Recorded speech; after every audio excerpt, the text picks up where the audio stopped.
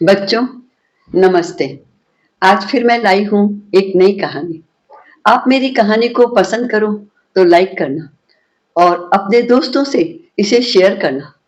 मेरे चैनल को सब्सक्राइब करना नहीं भूलना। Thank you.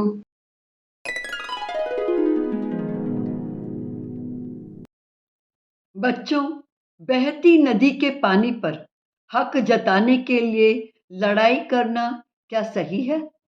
ऐसे ही दो नासमझ राजा थे जिन्होंने नदी के लिए युद्ध किया। आओ आज उनकी कहानी सुनते हैं। एक नदी के दोनों तरफ अलग अलग राजाओं का राज्य था। दोनों राजा नदी के लिए बहस करते। एक कहता नदी मेरे राज्य में है तो दूसरा भी यही कहता।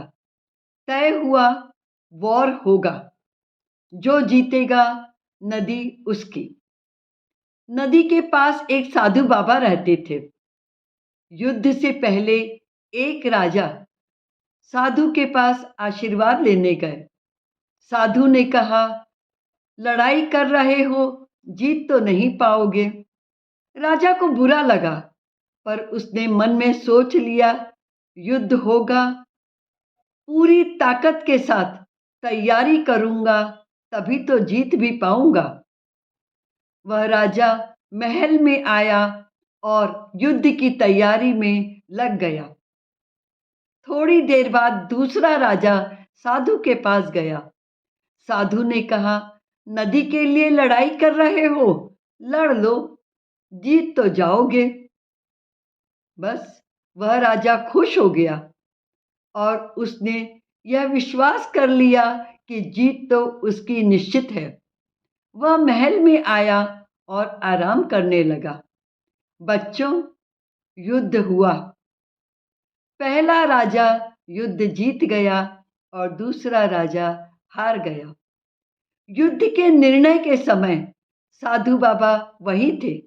वे मुस्कुराए, बोले, जिसे आशीर्वाद दिया था जीत नहीं पाओगे, वह राजा जीत गया, क्योंकि उसने युद्ध के लिए बहुत कड़ी मेहनत और तैयारी की थी।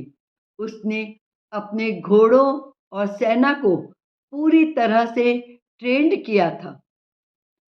परंतु जिस राजा को आशीर्वाद दिया था जीत तो जाओगे, वह राजा हार गया, क्योंकि युद्ध से पहले ही वह इंजॉय करने लगा था और उसने अपने घोड़ों और सेना को पूरी तरह से तैयार नहीं किया था। बच्चों, वॉर का परिणाम दोनों राजाओं की मेहनत और तैयारी के अनुसार ही हुआ।